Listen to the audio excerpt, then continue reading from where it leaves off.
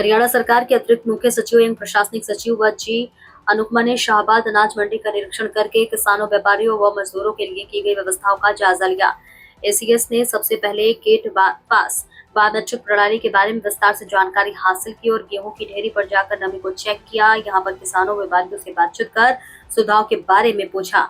किसानों ने सुविधाओं को लेकर संतुष्टि व्यक्त की और व्यापारियों ने बरदाना लिफ्टिंग पर विशेष फोकस रखने की बात कही। एसीएस ने कहा कि सरकार की तरफ से तमाम सुविधाएं उपलब्ध कराने का प्रयास किया गया है। अधिकारियों को निर्देश दिए गए हैं कि बारदान की व्यवस्था में कमी नहीं रहनी चाहिए और नियमित रूप से फील्ड में रहकर काम करना होगा।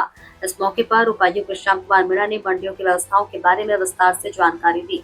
देखिए राकेश कुमार गोयल की खास रिपोर्ट। आज से गेहूं की प्रोक्योरमेंट स्टार्ट हो रही है और इसी उपलक्ष्य में यहाँ की कुरुक्षेत्र के जो मंडी है, खास करके पिपली, बबेन, शाहबाद के बहुत प्रोमिनेंट मंडीज है हमारे राज्य के प्रोक्योरमेंट के हिसाब से।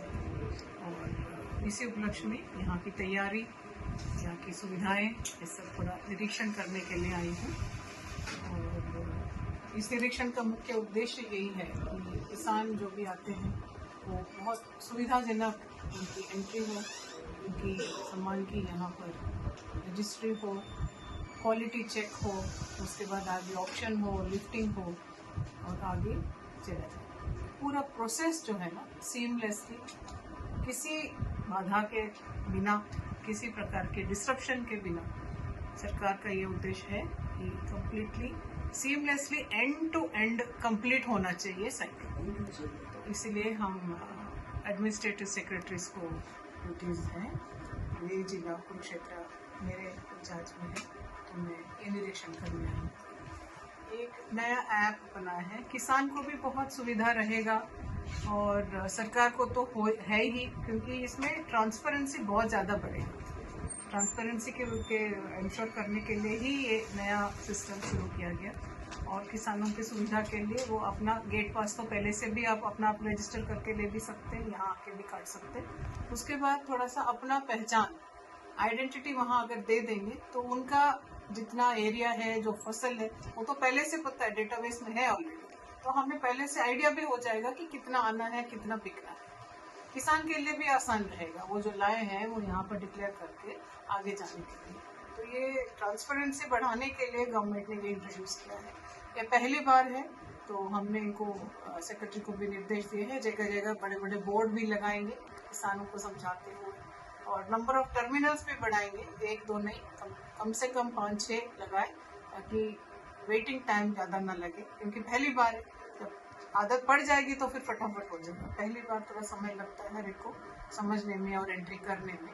तो नंबर ऑफ टर्मिनल्स भी बढ़ाएंगे और उनको हेल्प करने के लिए हेल्प डेस्क भी रखा है, हेल्प डेस्क भी अगर जरूरत पड़े तो वो भी बढ़ाएंगे। मैम अगर बात करें समय सुबह, कुछ लोगों ने अभी मेरे सामने ये समस्या रखा है, ये मैं आगे कन्वे करूँगी। समय अनुसार जिस तरीके के हालात होंगे तो फिर निर्णय लिया जाएगा। मैम कुछ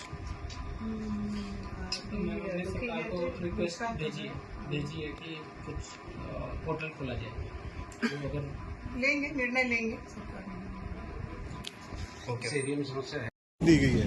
आज से प्रोक्योरमेंट स्टार्ट होना है और किसान अभी बस अपना गेहूँ लाना शुरू किए हैं। अब की बार एक बायोमेट्रिक असेसमेंट भी करके फार्मर्स को गेट पास बनेगा, अंदर आएंगे। बाकी सब इंतजाम बिल्कुल हैं यहाँ पर डीसी साहब की तरफ से भी और सारे विभाग की तरफ से सभी अधिकारी मौजूद हैं। तो मॉइस्चर के लिए भी, अगर रेनफॉल हो गया तो उसके प्रोटेक्शन के लिए भी और किसानों की सुविधा के लिए भी हर प्रकार की सुविधाएं यहाँ पर मौजूद है। और हम उम्मीद करते हैं कि बहुत ही सीमलेसली, बिना किसी इंटरफेरेंस के, बिना किसी डिफ़िकल्टी के प्रोक्योरमेंट जो है बहुत स्मूथली हो जाएगा और किसानों को मैं समझती हूँ कि किसी प्रकार की दिक्कत आनी नहीं। हर बार ये बात ये थी कि डीजल कट्टों की व्यवस्था है ना, नहीं, आड़तियों के पास भी व्यवस्था है। तो मैम जैसे बारदाने की प्रॉब्लम बताई जा रही है, आरती बता रहे हैं आपने सुना ही है, तो आपकी तरफ से क्या इंश्योर करेंगे आप? अपने पास ऑलरेडी स्टॉक है और टेंडर हो चुके हैं और टाइमली वो सप्लाई भी शुरू हो जाए। इंजेक्शन के दौरान कुछ कमियां पाई गई, कुछ ऐसा सामने आया है? नहीं।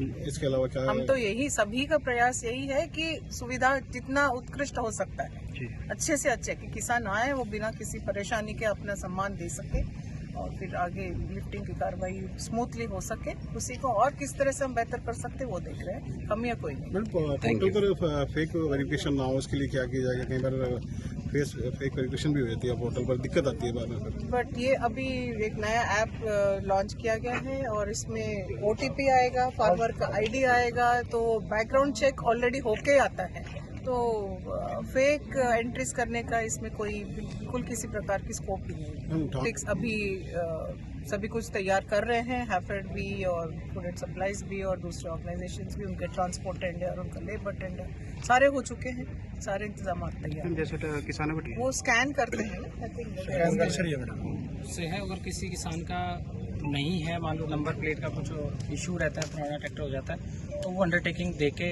एंट्री करा सकता है। तो मैडम आज जो है मंडी प्रधान भी खड़े हैं, उनसे भी बातचीत हुई आड़ती किसानों से? जी हाँ, हमेशा ये तो बहुत ही रोबस्ट और बहुत फेमस मंडी है, यहाँ तो कभी भी किसी प्रकार की दिक्कतें नहीं आती है, सभी मिलजुल के करते हैं और सभी संतुष्ट है। अगर छोटे मोटे कोई आते हैं, जैसे छोटी छोटी चीज़ें डे टू डे आते हैं, तो हमारे बहुत ही कॉम्पिटेंट डिप्टी कमिश्नर उनकी टीम है, मैं भी हूँ, सॉर्ट आउट करते रहते हैं। Thank you.